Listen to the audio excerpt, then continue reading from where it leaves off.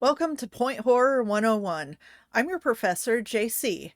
Now, I realize I'm not quite dressed like a professor, but we're gonna go with it. I'm one of those cool professors, okay? I am so cool, guys. So it's back to school time, and I figured what better time to hit you with some Point Horror 101. What it is, what it isn't, how it started, how it ended, some of the best, some of the worst, and some other fun stuff along the way. So what is point horror? If you grew up reading teen thrillers in the 80s and 90s, you're probably very familiar already, but for those of you who aren't, we're just going to go through it real quick and address some of the misconceptions I've heard along the way. I mean, I thought I knew it all, and yet when I was doing research for this video, I found out some really interesting stuff that I wasn't aware of, so I'm here to impart that knowledge to you guys. In the 80s, Scholastic was already publishing teen horror novels like R.L. Stine's Blind Date and Christopher Pike's Slumber Party under its Point imprint, which was the teen division of Scholastic. Scholastic generally published books for the younger set, middle grade and children's chapter books. The Babysitter's Club was one of their main best-selling series at that time. Now, while these novels were popular in the US, in the UK, little to no teen horror was being published at that time. So in 1991, the UK division of Scholastic decided to give teen horror a shot. Editor Anne Finnis and sales director Gavin Lang kept the name Point and added horror to it to make it more descriptive of the types of books they were going to be publishing. That's right, friends. Point horror is actually technically British. So in March of 1991, the newly created Point Horror published its first books under the Point Horror imprint. Those were Richie Tankersley Cusick's Trick or Treat and R.L. Stine's Beach Party, both of which had previously been published in the States under just the Point logo, Trick or Treat in 1989, and Beach Party in 1990. Despite Point Horror being born in the UK, the official numbers of the books seem to be their US published dates, which list R.L. Stine's Blind Date as Point Horror number 1,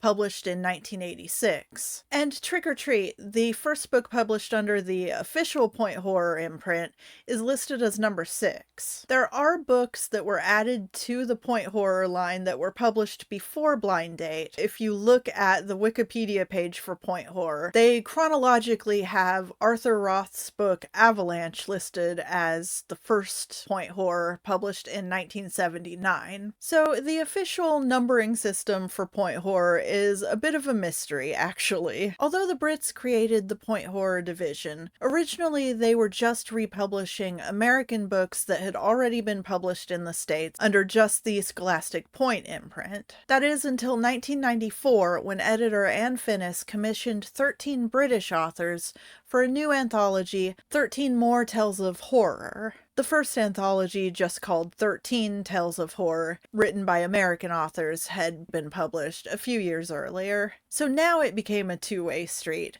with the American publisher picking up 13 More Tales and republishing it in the States, after they split it into two separate volumes called The Cat Dogs and Bone Mill, named for stories in those anthologies. This difference in the way this anthology was packaged in the UK and the US led to a bit of confusion with my British friend when we were talking about these books. And for me, it was like, no, that story is in The Cat Dogs, and for her, it was all in 13 More Tales of Horror. So thanks a lot for that confusion, Scholastic. So having published an anthology of exclusively British horror, the publishers realized that the readers enjoyed the vibe of British horror, and Point Horror Unleashed was born in 1996. These books were written by UK authors, set in the UK, and ostensibly they were darker and grittier than US Point Horror, although that really wasn't my impression from the few that I've read. 1997 through 2002 Point Horrors were almost exclusively Unleashed, with the next few years after that seeing only a few more American releases, before Point Horror quietly faded away in 2005. But wait! That's not the end of our story. In 2013, the questionable decision to relaunch our beloved Point Horror was made. This is known as the Point Horror Relaunch, and if you've never heard of it, consider yourself lucky.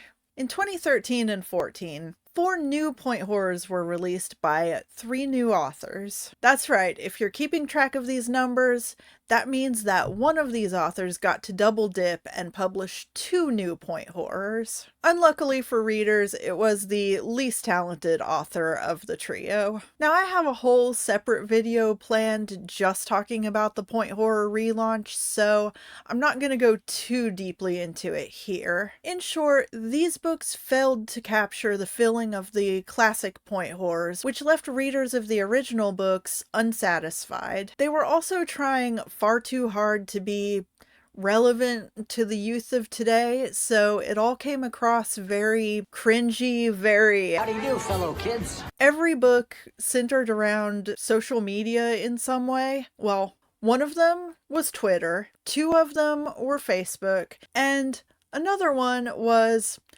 Wikipedia. That's right, this author treated Wikipedia like it was social media. It's very strange, and they're all just very corny and cringy, and they're also just all not very well written or interesting. So, once again, point horror faded away, never to be heard from again. Well, except for the HBO Max series that was announced in 2019, titled Point Fear, that was exclusively going to adapt R.L. Stine novels for the first season. Now, nothing seems to have come of this. There's been no update since 2019. So, once again, point horror is dead. Long live, I don't know, probably one of 1,000 other R.L. Stine properties. Damn, dude, move over and let one of the other authors get their due for once, right? Okay, so, over the years, I've seen plenty of misconceptions about what point horror is. From podcasters talking about the books to just misinformation online.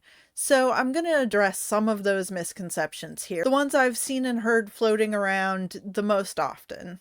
First, is point horror a series of connected books? No. The only connection is the publisher. The stories themselves have no connection to each other, although there are a few trilogies and quadrilogies and series within the point horror line, such as R.L. Stine's Babysitter quadrilogy, L.J. Smith's Forbidden Game trilogy, Caroline B. Cooney's Vampire's Promise trilogy, and Diane Ho's Nightmare Hall series, which we'll talk more about in a few minutes here. So the second misconception I've heard is that point horror was exclusively older books that were republished in the 90s. No. While this was true of some earlier titles, most point horror was being published for the first time in the 90s, mostly under the Point imprint in the US, and then maybe a year or two later under Point Horror in the UK. Now, there's an interesting little side note here. Apparently, not all point horrors were originally published by Scholastic Point. Just to confuse the issue even more,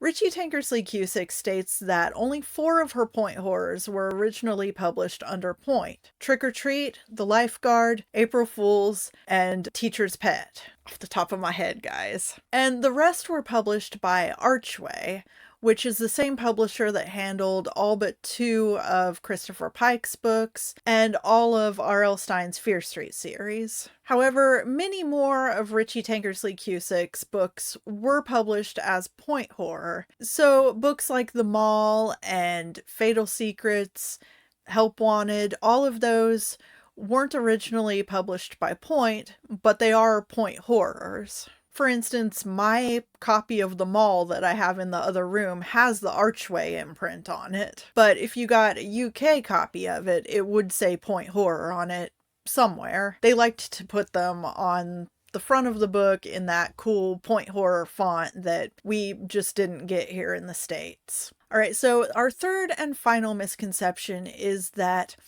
all point horror books were written exclusively by R.L. Stine. Obviously, this is not true. He wrote a lot of them, but certainly not the lion's share, especially once you throw Nightmare Hall in there. We'll get to Nightmare Hall in a few minutes. But I think this one was fueled by the announcement of the HBO series, which was exclusively going to adapt Stine novels for the first season. Now, it's true that Point Horror did launch Stine's teen horror career, but it was by no means exclusively the Bob Stine show. It also launched the careers of Christopher Pike, although he only published 2 with Point, Richie Tankersley Cusick, Diane Ho, Caroline B. Cooney, Carol Ellis, many more broke into teen horror with Point. Now, while he was publishing teen horror with Point, Stine also started writing the Fear Street series, which started in 1989 and was published by Archway, and the Goosebumps series, which started in 1992 and was published by another Scholastic imprint, Apple, which was their younger readers.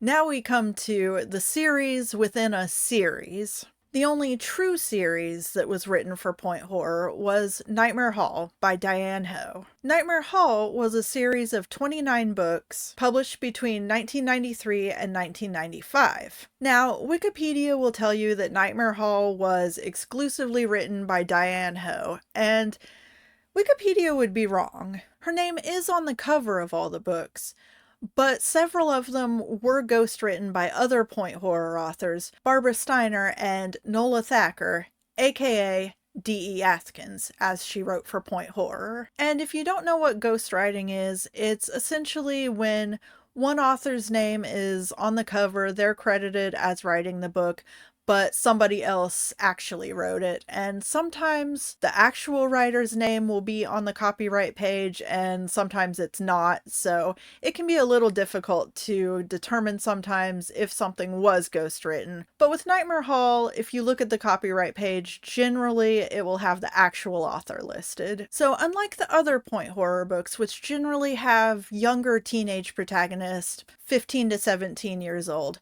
Nightmare Hall took place at a college, Salem University. So all the characters, all the protagonists in Nightmare Hall are generally 18 to 22, college age. Now, the Nightmare Hall series takes its name from an off-campus dorm at Salem University called Nightingale Hall, which is the spooky, creepy old house that, like, one murder and one ghost happened in, so everyone on campus calls it Nightmare Hall now. While Nightmare Hall is a proper series within Point Horror, the books can be read as standalones in any order. Some main characters from one book will pop up as cameo appearances in other books, and sometimes the ghost and murder that happened at Nightmare Hall will be referenced. Events from previous books might be alluded to, but never anything that you need in order to enjoy the story you're currently reading. The main thing that connects the books is just the location. And the location is generally just the university, not actually Nightmare Hall. Outside of the first book in the series, which actually does focus on kids living in the Nightingale Hall dorm, most of the books don't feature it prominently. Sometimes a scene will take place there, characters will go to a party, or they'll know someone who lives in Nightmare Hall, but generally it'll just sort of get a passing mention. You know, I think Nightmare Hall might actually be the safest place on campus. Like, way more people are dying in the regular dorms and science class and the cafeteria and shit like that, you know? Now we come to one of the main things Point Horror is known for: the tropes. Classic Point Horror had a very distinct feel with the similar tropes, similar storylines, and to a degree, similar characters. Now, some of this can probably be attributed to the publisher assigning outlines to authors, although there's some variance in how much control Point had over what the authors wrote. Some Point Horror authors claim that they were just given a title and told to make up a story based off of that. Other authors claim that they were given a title and a bare bones outline to fill in themselves. Regardless, Point Horror was full of some very specific tropes. I've made videos both here and over on Patreon about those. My friends over at the Devil's Elbow recap site have full trope counters for every recap they do. And the ladies from the Don't Point That Horror at Me podcast have a bingo card that they fill out with every episode they do. Our point horror tropes range from silly things like characters named Jenny. There are so many Jennies in point horror, you guys. And going to the mall or pizza parlor, to some more problematic, harmful things, like all girls hate each other, damaging attitudes toward mental illness and disabilities, and strangest of all, pseudo-incest. Characters who aren't actually blood-related, but who are going to make family reunions really awkward if they hook up. Oh, except for D.E. Askins' Sister Dearest, wherein actual, biological, blood-related siblings are uncomfortably seductive with each other. It's really weird and disturbing as hell. Now, point horror was a real mixed bag when it came to quality. Obviously, that's going to happen when you have dozens of books written by a bunch of different authors. So I know taste is subjective, but I'm going to give you a few of my favorites and least favorites as a sort of jumping off point if you're new to point horror or if you just want to argue with me about it in the comments. So obviously your mileage may vary, as with all recommendations. First on the favorites list is Funhouse by Diane Ho. This one hits a lot of the classic point horror tropes, both good and bad, but it's also a lot of fun and has good female friendships and a smart protagonist who mostly makes good choices. And it just has a really fun setting. It's the boardwalk with a bunch of carnival rides on it, the titular fun house. And this might actually be one of the first instances of the parents in Europe trope. That's where parents are nowhere to be seen ever in point horror. They just sort of disappear so that the kids can get murdered and menaced, and the cops can be useless and not believe a word the kids say. The funhouse has all those tropes. The parents gone, the cops are useless, threatening phone calls and notes, stupid names, and some very unfortunate mental health depictions and motives. They're not great, but I feel for the most part the funhouse is a net positive. Second is The Accident, also by Diane Ho, and this one doesn't stand up so well to reading it as an adult, but this was one of my teenage favorites, and unlike a lot of point horror, it had actual ghosts and supernatural. A lot of point horror, you would maybe get a hint of something supernatural, but it would always turn out to be a mundane explanation or a prank or something. Like, it was never ghosts. It was never supernatural. And The Accident was all supernatural, all ghosts. I loved that at the time. It's very simplistically written, rereading it as an adult. There are, terrible, terrible boy characters. You just want to slap this kid. And the female protagonist is so dumb, you kind of want to slap her too, but I'm really riding on nostalgia with this one. It was one of the first point horrors I read as a kid and just absolutely loved it. So it gets recommended purely on the weight of nostalgia. Trick or Treat by Richie Tankersley Cusick. Okay, so this is another one that I loved as a teenager that doesn't really hold up that well reading it as an adult. The protagonist is whiny and annoying, and are you sensing a theme here? Because you kind of want to slap her too. But I love the setting. Creepy old house. Parents gone. Not Europe. I think it might have been Hawaii.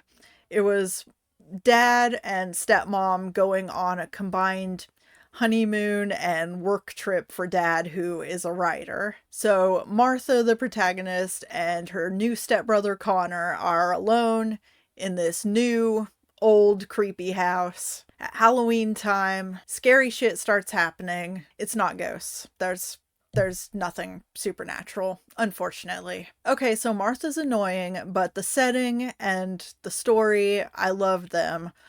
Richie Tankersley Cusick was always one of my favorite point horror authors, although she does have some really annoying writing quirks, unfortunately. She uses way too many ellipses, way too many dashes. Everybody is trailing off their words or getting cut off or cutting themselves off. And then at the end of her stories, during any sort of action sequences or the climax of the story, she starts writing in these like really disjointed, fragmented sentences, so it makes it really difficult to tell what's going on. I think she believes that writing like that increases the tension, but it really just confuses the reader. Regardless, Trick or Treat, one of my teenage favorites, and I still love it probably more than it might deserve today. Twins by Caroline B. Cooney. Now, Cooney has a style of writing that takes some getting used to. It's all sort of dreamy and hazy, floaty, if that makes sense. Like, other people have described it as whimsical. I suppose that fits, but dreamy and hazy are the adjectives I tend to go with. So I haven't actually reread this one in a long time, but it was always one of my favorites. It was tropes I love, twins, twin switch, evil twin. I just really am a sucker for those tropes. So I can't say for sure if this one is still good, but it left a real impression on me as a young preteen teenager. The way she writes is all very dreamlike, and if you're into that sort of thing, then they're a lot of fun to read. I would really love to recommend some Christopher Pike here, but he only wrote 2 books that were point horror, and neither one of them is all that good. So unfortunately, I can't recommend any of those. Maybe at some point I will make specifically a Christopher Pike recommendations video. Which brings us to my least favorites, my most hated, my I do not recommend these, with a little bit of a caveat there. So first up is The Yearbook by Peter Larangis, and this is the one that I have the caveat attached to because I didn't enjoy this one. I know a lot of other people do like this one. So basically, if you can get past a truly despicable main character and just focus on the story, then it's fine. So the story itself is very unpoint horror like. It's essentially an ancient tentacle monster in the school basement that wakes up periodically and has to eat people to sustain itself. It's not your typical point horror storyline. Unfortunately, the protagonist is a horrible little misogynist incel, and it's in first person, so you're in his head the whole time, which is a really unpleasant place to be. He spends the whole book objectifying the girl who's his love interest and hating her for not wanting to date him and basically stalking her and wanting to beat up or murder her boyfriend just for being her boyfriend. And at one point he thinks about how much he hates her for making him want her so bad. It's really gross. I hate it. Other people are able to get past it. I can't. So yeah, this one's definitely on my list of do not read. The next one on this list is more universally recognized as one of the worst point horrors, and that is Identity Theft by Anna Davies, part of the 2013 relaunch. It's terribly written, the characters are obnoxious, there's no continuity, there's plot holes everywhere. At one point, a character's name actually changes for no reason. So like, the author actually forgot her character's name, or she failed at find and replace. I'm not sure which, but suddenly this character is being called by a completely different name, no explanation. Cool. But the worst part, the brain-meltingly terrible part of this book, occurs about 50 pages from the end, when our protagonist is mistakenly thrown into what she calls a mental institution. It's actually a fancy private psychiatric facility. It was converted from a summer camp, and that is when everything goes from just run-of-the-mill terrible book to I want to set everything on fire. This book, at this point, goes so hard on demonizing mental health care. Medication is used as punishment. Mentally ill people are either evil or infantile. Electroconvulsive therapy is not only referred to exclusively as shock treatment, but it's also apparently handed out like candy. Just everything about this book. I have to wonder if the author is like a Scientologist with all this propaganda against mental health care. It's so bad.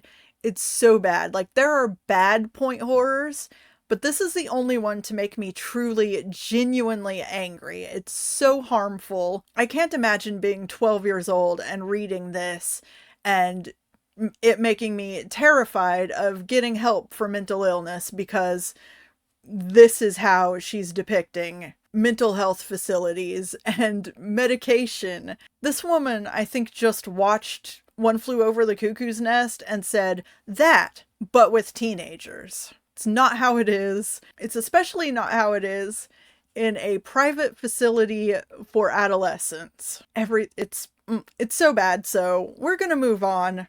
This book sucks. I'm going to talk about all of them more in depth in the Point Horror Relaunch video. No idea when that's coming up, so just keep an eye on the channel. So the last terrible book on this list honestly might actually be the worst point horror I've read. Just in skill level, Demon by Samantha Lee.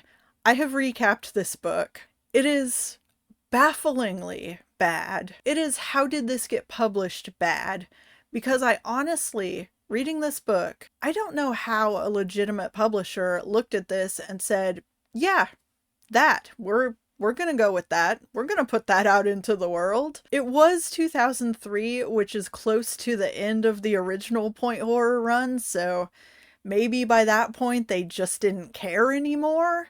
Demon is basically Wishmaster for teens, but make the evil genie demon live in a dream catcher because of a Native American curse, add in a generous helping of racism, make everyone hateful morons, make sure there are enough typos to make your book nearly incomprehensible, and then to top all of that off, have a British author who has no clue how to write Americans write this book, and set it in the American Southwest. Like, this book is so full of Britishisms, both in the narrative and in spoken dialogue from American characters, that it's just ridiculous. I feel like I am never going to be done talking about this book, and I may need to make a video on just this one, because it's so bad. It is so bafflingly bad. Truly, like, bottom of the barrel Wattpad. It's just absolutely perplexing how this got published. Like, I'm telling you not to read it, but it's one of those kinds you kind of have to read it to believe it. This woman has written 5 books for point horror, including Demon and Demon 2. There is a Demon 3, but it wasn't published by Point Horror. I don't know what the story is there. I can look into it. I'm not going to right now. This video is about point horror, not terrible writers writing books outside of point horror. Oh my god, guys. Okay. Did we do it? Did we cover everything you could ever need to know about point horror? If you have more questions, leave them in the comments. I will try to answer them, because at this point I probably know. I probably know the answers. So thank you for sticking with me this far. You all get A's if you like and subscribe. For extra credit, go check out the Patreon. Join at the $5 level, you get extra videos, extra recaps. $10 level, you get to tell me what to review on this channel. And Patreon has free trials now, so you can try out the $5 level for free for, I think it's 7 days. Watch a few videos, decide if you want to stick around and give me money. Thank you, Point Horror students. You have now graduated. You have graduated from Point Horror 101. Class dismissed.